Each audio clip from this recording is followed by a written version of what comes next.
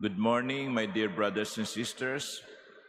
We continue our reflection on the first reading, and it's still the same from the first book of Samuel.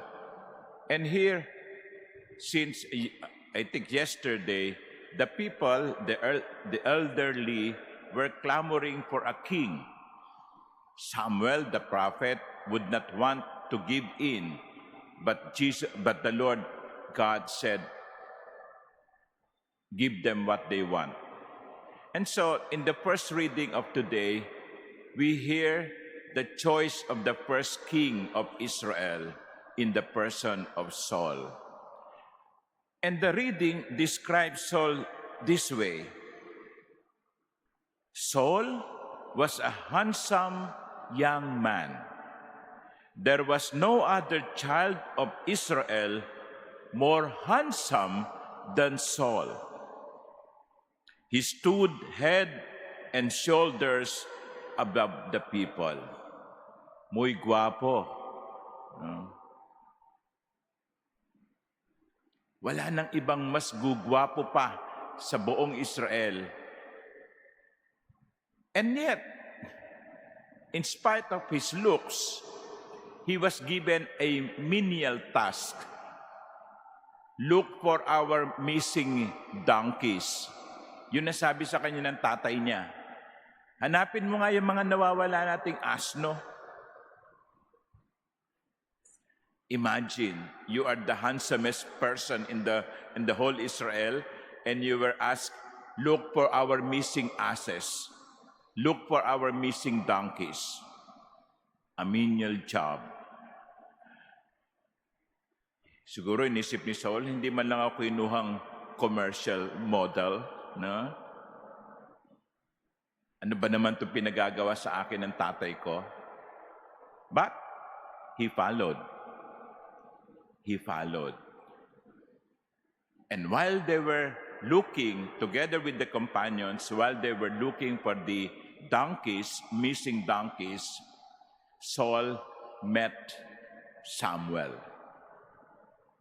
It was Samuel, by order of the Lord, who will anoint Saul the king. Yung paghahanap pala niya nung nawawalang mga asno ay maghahatid sa kanya sa kanyang pagiging hari. You know, sometimes God works that way. He will ask you to do something very ordinary, only for you to discover that will lead to something extraordinary. I remember there was a movie that was shown in 1984. Tanda na, no? 42 years ago.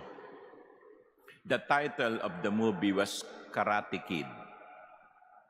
Karate Kid. Of course, there were several versions that came after. In that movie, a young man wanted to learn martial arts. The name of the man was Daniel. And then he went to a mentor. The name of the mentor is Mr. Miyagi, if I'm not mistaken. So, sabi niya, I would like to learn martial arts. Kasi binubuli siya sa school. Ang pinagawa sa kanya ni Mr. Miyagi, you clean my car. You do this way. Wax on, wax off.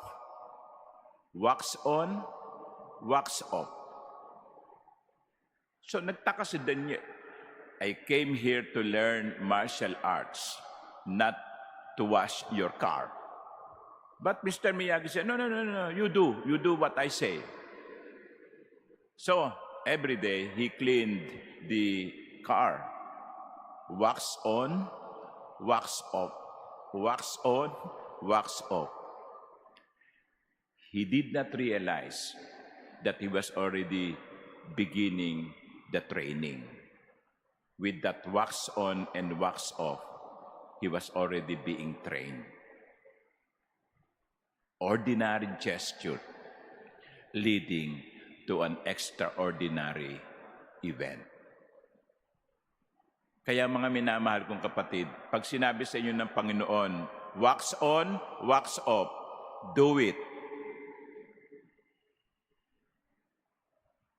Because you will be surprised that is a preparation for something greater.